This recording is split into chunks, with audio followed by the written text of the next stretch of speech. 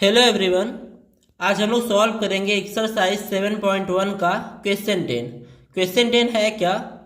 Find the relation between x and y such that the point x y is equidistant from the points 3 6 and -3 4।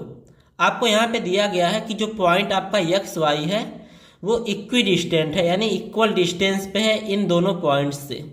तो आपको x और y के बीच में relation बताना है। तो यहाँ पे लिख देंगे गिवन पॉइंट्स आर, इसको मान लेते हैं ए, एक पॉइंट को मान लेते हैं बी, और जो एक्स वाई है उसको मान लेते हैं सी।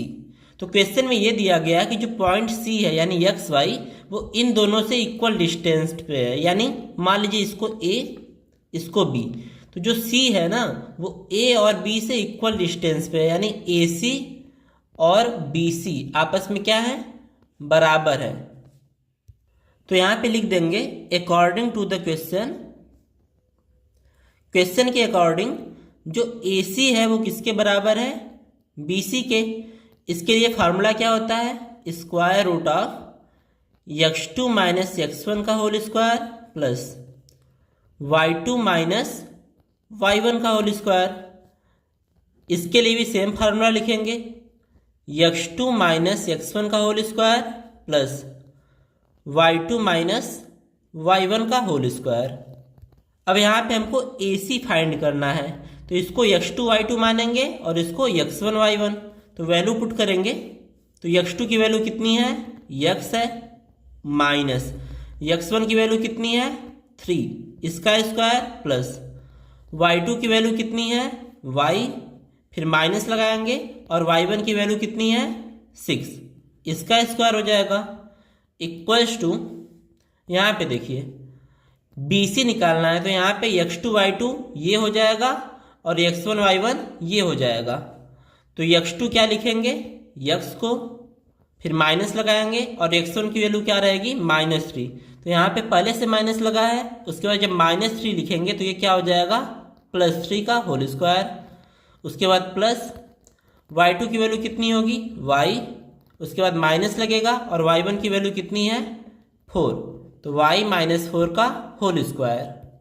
क्वेश्चन में आपसे पूछा गया है कि x और y के बीच में रिलेशन बताना है। तो इसमें आपको करना कुछ नहीं है, केवल इसी इक्वेशन को आगे सॉल्व करके सिंप्लीफाई कर देना है। तो x और y से जो इक्वेशन बनेगा ना वही x और y के बीच में रिलेशन होगा।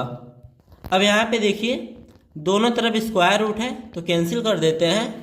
तो x -3 का होल स्क्वायर है तो a माइनस बी का होल स्क्वायर का फार्मूला लगाएंगे। तो x का स्क्वायर होगा प्लस 3 का स्क्वायर होगा, उसके बाद माइनस लगेगा 2 इंटू एक्स इंटू 3, फिर यहाँ पे y -6 का होल स्क्वायर है तो यहाँ पे भी फार्मूला लगेगा a माइनस बी का। तो y का स्क्वायर प्लस 6 का स्क्वायर, फिर माइनस लगेगा और 2 इंटू वाई इंटू 6 होगा इक्वल्स टू क्या मिलेगा, x प्लस 3 का होल स्क्वायर है तो a प्लस बी का स्क्वायर का फार्मूला लगेगा। तो यहाँ पे हो जाएगा x का स्क्वायर प्लस 3 का square plus 2 into x into 3। अब यहाँ पे y -4 का होल स्क्वायर है तो a माइनस बी का फार्मूला लगेगा। तो हो जाएगा y स्क्वायर प्लस 4 का square minus 2 into y into 4। अब इसको सॉल्व करते हैं तो यहाँ पे x स्क्वायर प्लस 3 का स्क्वायर कितना होगा 9, उसके बाद माइनस 2 3 जा 6x plus Y square plus 6 का स्क्वायर कितना हो जाएगा 36, माइनस 2 इंटू 6 करेंगे तो 12y हो जाएगा इक्वल्स टू x का स्क्वायर प्लस 3 का स्क्वायर 9 हो जाएगा प्लस 2 3 जा 6x प्लस y का स्क्वायर प्लस 4 का स्क्वायर कितना होता है 16, माइनस 2 4 जा 8y। अब यहाँ पे ध्यान देंगे, देखिए x स्क्वायर यहाँ पे भी है इक्वल्स टू के इस तरफ भी x स्क्वायर है, दोनों की साइन सेम है तो ये आपस में क्या हो जाएंगे, कैंसिल हो जाएंगे। ऐसे ही 9 भी क्या हो जाएगा, कैंसिल हो जाएगा। यहाँ पे -6x है, यहाँ पे +6x है तो ये दोनों कैंसिल नहीं होंगे क्योंकि साइन डिफरेंट है। y स्क्वायर से y स्क्वायर कैंसिल हो जाएगा और उसके बाद कुछ कैंसिल नहीं होगा। तो यहाँ पे हम लोग वेरिएबल को एक तरफ करेंगे और कांस्टेंट को एक तरफ। तो 36 को यहीं पे रहने देते हैं, इक्वल्स टू यहाँ पे देखिए 6x और -8y, ये पहले से है।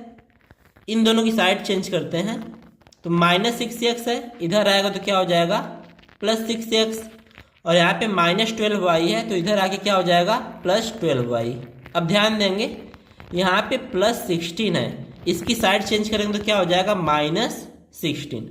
इन दोनों को सॉल्व करेंगे तो 20 आएगा, इक्वल्स टू 6x + 6x कितना हो जाएगा 12x, उसके बाद 12y - 8y, ये कितना हो जाएगा प्लस का 4y। अब इन दोनों में 4 कॉमन है, तो 20 इक्वल्स टू मिलेगा, 4 कॉमन ले लेंगे तो 4 3 जा 12 होता है, तो 3x प्लस यहाँ से 4 कॉमन लेंगे तो केवल y बचेगा। 4 की साइड चेंज करते हैं, तो 4 इधर मल्टीप्लाई में था, इधर आएगा तो क्या हो जाएगा डिवाइड में, तो 20/4 equals to 3x plus y। तो 4 5 या 20 होता है, तो हमें फाइनली क्या मिलेगा 5 equals to 3x plus y। आप चाहें तो इसे 3x plus y equals to 5 भी लिख सकते हैं, या फिर 3x plus y -5 equals to 0। आप इन दोनों में से कोई भी आंसर बता सकते हैं, आपका सही होगा।